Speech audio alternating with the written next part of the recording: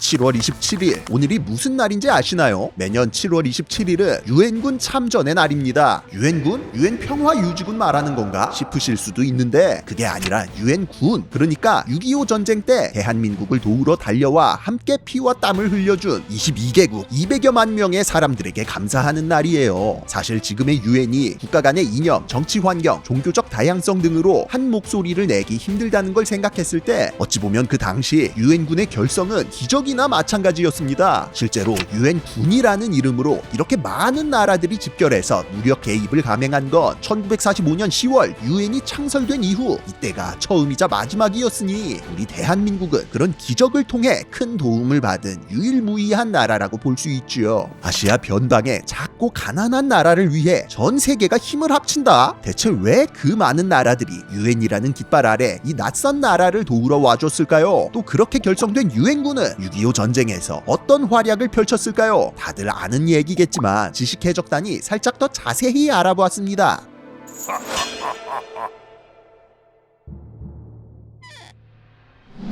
전 세계 국가들이 하나의 국제기구에 가입하고 활동한다. 사실 이런 개념 자체는 유엔 이전에도 이미 있었습니다. 그것은 바로 국제연맹. 20세기 초 발발한 제1차 세계대전으로 역사상 유례가 없는 대참상을 목도한 참전국들이 이대로 가다간 우리 다 죽어! 라며 창설한 국제기구였어요. 하지만 다들 이미 알고 계시듯 국제연맹은 그 특유의 한계 때문에 인류 최대의 흑역사 제2차 세계대전의 발발을 막을 수는 없었죠. 그렇게 제2차 세계대전이라는 매운맛을 본 세계 각국들은 좀 더 적극적으로 평화를 보장하고 안정적인 국제 질서를 이끌어 나갈 조직 국제연합, 즉 유엔을 창설합니다. 국제연합은 이전에 국제연맹과는 달리 모든 회원국들이 참여하는 유엔 총회를 통해 각국의 의견을 수렴하는 한편 5개 주요 승전국들이 포함된 안전보장이사회의 결의를 통해 특정 사안에 한해서는 경제적, 군사적 차원의 강력한 구속력을 행사할 수 있다는 중요한 차이점이 있었죠. 그렇게 1945년 제2차 세계대전의 주요 승전국 5개국을 포함 총 51개 회원국으로 시작된 유엔은 제2차 세계대전이 끝나고 5년이 지난 1950년 즈음에는 명실공히 인류를 대표하는 국제기구로 자리매김합니다. 비록 미국과 소련이라는 초강대국이 등장하면서 냉전이라는 새로운 긴장구도가 펼쳐지고 있긴 했지만 그래도 일단 모두가 구속력을 가진 하나의 기구에 가입되어 있었으니까 이대로라면 큰 문제 없이 쭉 갈 수 있을 것처럼 보였어요.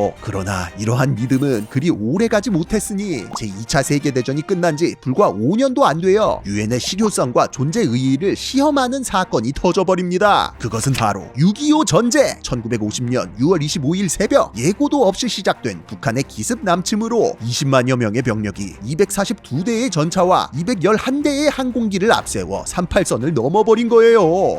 이거 어디서 본 것 같은데? 이 같은 북한의 침공은 아직 제2차 세계대전의 트라우마가 채 가시지 않았던 유엔 회원국들에게 있어 폴란드 침공이 오버랩될 수밖에 없는 사건이었습니다. 어쩌면 제3차 세계대전의 전초전이 될지도 모르는 상황에서 유엔은 결단을 내려야만 했는데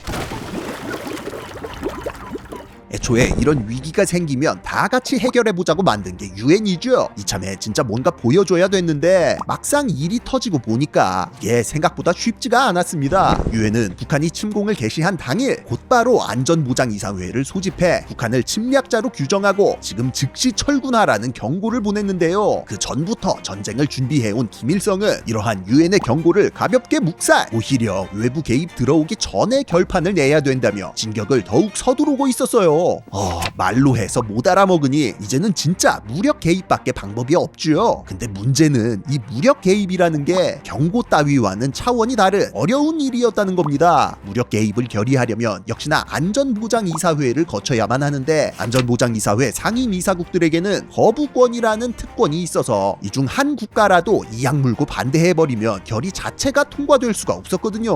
그런데 안전보장이사회 상임이사국 중 누가 있다? 공산진영의 수장인 소련이 있다. 대한민국을 돕자고 해봐야 어차피 소련이 거부권 들고 나올 테고 그렇다고 못 본 척하자니 딱 국제연맹 꼴 날 것 같고 나머지 상임이사국들이 지푸라기라도 잡는 심정으로 일단 결의안을 제출하긴 했지만 솔직히 통과될지가 불투명한 상황이었습니다. 제발 소련이 협조적으로 나오기를 바라는 수밖에 없었어요. 그런데 솔직히 소련 입장에서도 거부권 쓰기가 좀 난감했다는 거 이제는 이미 알려진 사실이지만 당시 소련은 비밀리에 북한을 지원하고 있었죠. 그래서 편들어주고는 싶은데 지금 전 세계가 북한이 잘못했다는, 대한민국이 불쌍하다는 여론으로 흘러가고 있는 거야. 소련이 아무리 상임이사국이라도 여기서 대놓고 북한 편들어 거부권 사용했다가는 뒤에서 약소국이나 괴롭히는 나쁜 나라라는 소리 들으며 이미지 나락갈 수도 있었다는 거죠. 그래서 소련이 택한 게 뭐였다? 불참이었다. 소련은 거부권을 직접 행사하는 것이 아니라 안전보장이사회에 아예 불참하는 식으로 결의 통과에 회방을 놓기 시작합니다. 제2차 세계대전 승전의 주역인 이 몸께서 참석 안 하겠다는데 설마 나만 쏙 빼놓고 안전보장이사회 강행하겠어? 뭐 이런 판단으로다가 최소한 일단 시간이라도 끌어보려고 했던 거예요. 하지만 묘수인 줄 알았던 소련의 전략은 오히려 자승자박이 되어버립니다. 참석 안 한다고? 그럼 우리끼리 할게! 라며 안전보장이사회에 모인 상임, 비상임 이사국들이 소련을 그냥 공식적으로 불참 처리해버린 거예요. 그렇게 찬성 9표, 기권 1표로 결의안이 채택되고 이어서 결의안 83호, 84호가 연달아 통과, 대한민국을 구하기 위한 태스크포스 유엔군의 결성이 결의됐습니다. 소련은 뒤늦게 안전보장이사회에 참석해 거부권을 행사했으나 이미 중요한 결의안은 다 통과된 뒤라서 그저 손가락 빨며 지켜볼 수밖에 없었죠.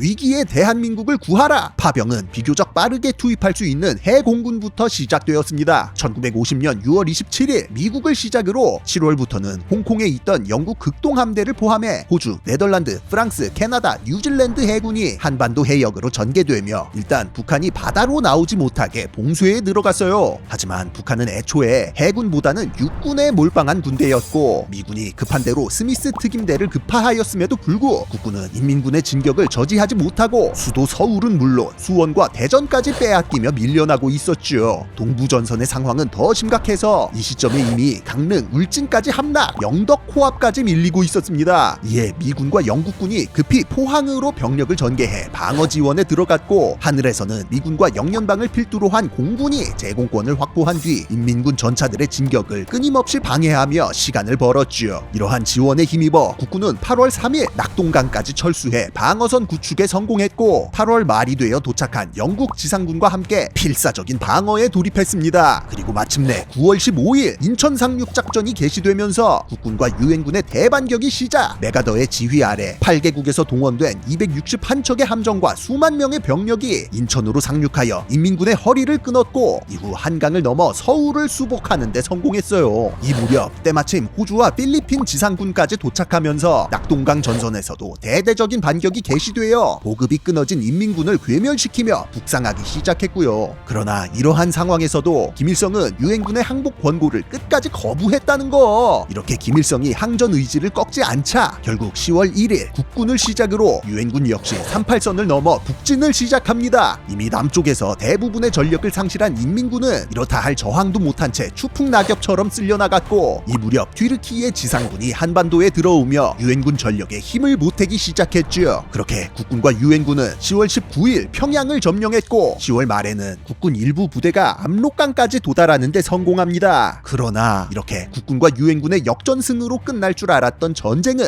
이제 막 대륙을 접수한 중공군의 개입으로 새로운 국면에 접어들게 되는데 사실 중공군은 국군과 유엔군이 북진을 시작한 10월 초부터 이미 압록강을 건너와 11월에는 무려 30만 명 규모의 병력을 한반도에 전개시킨 상황이었습니다. 중공의 위협을 과소평가하며 정찰 활동도 소홀히 하고 있던 유엔군은 기습적인 중공군의 포위 공격에 제대로 대응하지 못한 채 연전연패를 거듭하기 시작했어요. 서부 전선에서는 청천강 전투로 사실상 전멸에 가까운 피해를 입은 채 간신히 탈출할 수 있었고 동부 전선에서는 장진호 일대에서 있었던 중공군의 포위 섬멸에 걸려 흥남 부두를 통해 바다로 탈출해야만 하는 대참사가 벌어지고 있었죠. 다만 불행 중 다행으로 서부 전선의 경우 군우리 일대에서 튀르키예 군이 끝까지 퇴로를 사수한 덕분에 국군과 유엔군은 남은 병력을 최대한 보존해 나올 수 있었습니다. 또한 이 무렵에 태국, 네덜란드, 프랑스, 그리스, 캐나다, 뉴질랜드의 지상군이 차례대로 도착하며 중공군의 공세를 막는데 힘을 보태주었고요. 그러나 중공군은 겉보기와는 다르게 직전까지 국공내전을 거치며 상당한 다양한 경험치를 쌓은 군대, 그동안의 노하우를 총동원한 치밀하고도 강력한 공세를 퍼부으며 국군과 유엔군을 압도했고, 결국 이듬해인 1951년 1월 4일 대한민국은 서울을 재차 빼앗기며 후퇴할 수밖에 없었습니다. 하지만 미군과 프랑스군이 지평리에서, 네덜란드군이 횡성에서 활약하며 서울 이남까지 내려오려는 중공군의 공세를 끊어내는 데 성공했고, 국군은 다시 심기일전하여 반격을 개시. 3월 15일에는 서울을 재탈환하는 데 성공합니다. 이에 중공군도 만주와 원산으로부터 51개 사단을 보충받으며 대대적인 공세를 감행했지만, 유엔군 역시 재정비를 마친 뒤 에티오피아, 콜롬비아 지상군의 추가 증원을 받으며 이에 맞대응했고, 결국 전선을 임진강, 철원, 화천 라인에서 방어해낼 수 있었죠. 그러나 이후 전선이 고착화되며 전쟁은 휴전협정이 체결되는 1953년 7월 27일까지 이름 없는 언덕 하나 더 차지하기 위해 일진일퇴를 거듭하는 고지전으로 점철됩니다. 하지만 이 기간 동안의 고지전에서도 유엔군은 국군과 다름없는 투혼을 발휘하며 끝까지 싸웠습니다. 사실 개전 초반의 긴박한 상황 속에서도 각국 부대에 많은 활약이 있긴 했지만, 실제로 6.25 전쟁 전체 기간을 통틀어 유엔군이 입은 대부분의 인명피해는 국군과 마찬가지로 이 고지전에서 발생했을 정도예요. 휴전협정이 맺어질 때까지 유엔군의 인명피해는 무려 15만 4,032명, 이마저도 많은 수가 아무 연고도 없는 2억 만리 낯선 나라에 낯선 번호로 명명된 고지 속에 그대로 묻혔습니다. 이 많은 병사들이 대한민국이라는 신생 독립국 하나를 위해 피를 흘렸던 거죠.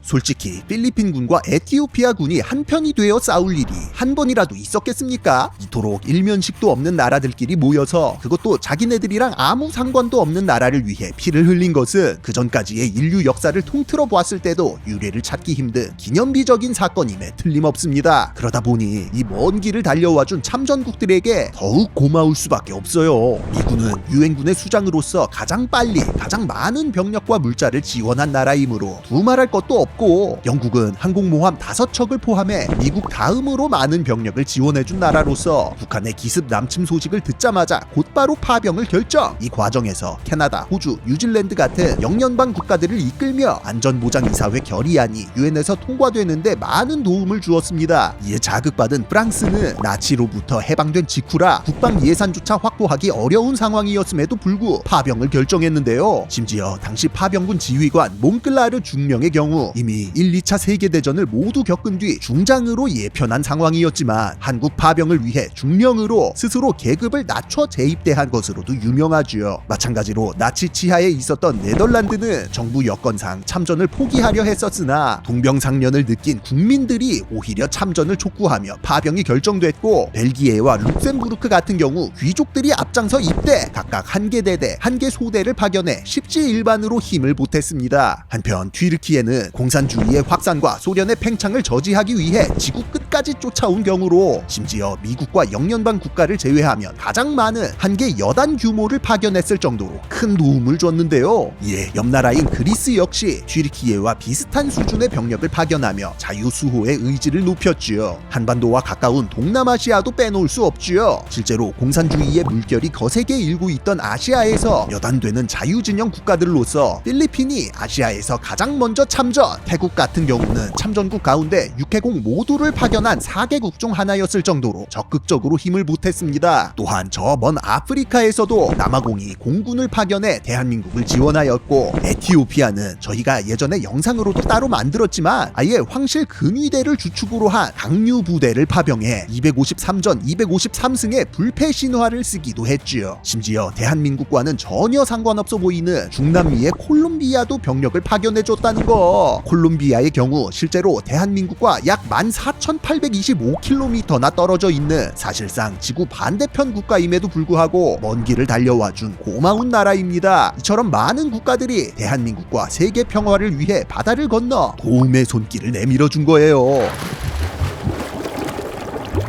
1953년 정전협정이 체결되면서 6.25 전쟁은 사실상 일단락이 났고 대부분의 유엔군들은 고국으로 돌아갔습니다. 그러나 유엔군 사령부는 그대로 남아 오늘날까지도 휴전협정 이행 등을 관리하고 있지요. 이미 대한민국의 군사력이 세계 10위권 안으로 올라온 지가 언젠데 아직도 이런 거 필요하냐 싶으신 분들도 있을 텐데요. 앞서 살펴보았듯 중국과 러시아가 상위 미사국 자격으로 거부권을 가지고 있는 현실을 고려했을 때 유엔군 사령부의 존재는 한반도 이번에도 유사시 안전보장이사회에서 새로운 결의를 채택하지 않고도 회원국들을 다시 규합할 수 있는 근거가 된다는 점에서 오늘날까지도 여전히 대한민국 안보에 중요한 역할을 하고 있습니다. 실제로 북한이랑 중국이 지금까지도 유엔군 사령부 해체하라고 잊을만 하면 주장하고 있는데 그만큼 유엔군 사령부가 갖는 억지력이 강력하다는 방증이에요. 돌아와서 사실 앞서 언급한 국가들은 전투 병력을 지원해준 국가들만 간출인 거라 실제 대한민국의 의료 인력, 물자 지원까지 해준 국가들을 전부 샤라웃했다면 아마 영상 길이가 1시간은 넘어갔을 겁니다. 실제로 이러한 유엔의 행동은 향후 국제 평화를 위협하는 국가가 있다면 전 세계가 무력을 통해서라도 개입할 수 있다는 선례를 남기며 핵무기 겨누고 있던 냉전 시대를 무사히 한 턴 넘기는데 기여했다는 평가를 받고 있지요. 단 하나의 국가를 위해 인류 역사상 가장 많은 국가가 참전한 6.25 전쟁. 6.25 전쟁으로 가장 큰 피해를 입었던 대한민국은 현재 세계에서 손꼽히는 선진국 대열에 들어섰고 이 당시 도움을 주었던 국가들에게 군함 같은 군사 장비를 무상 공여하거나 각종 경제, 문화 교류를 지속하며 진심을 다하고 있습니다. 이외에도 매년 11월 11일에는 유엔 참전용사 국제 추모의 날 행사가 진행되는 등 대한민국을 지키기 위해 희생한 세계인들을 기리고 있고요. 영상 도입부에도 말씀드렸듯 7월 27일이 유엔군 참전의 날입니다. 이런 감사한 날을 기억하고 대한민국을 함께 지켜준 많은 사람들을 한 번쯤 생각해보는 것은 어떨까요? 지금까지 지식해적단의 키드 그리고 킬로였습니다. 감사합니다.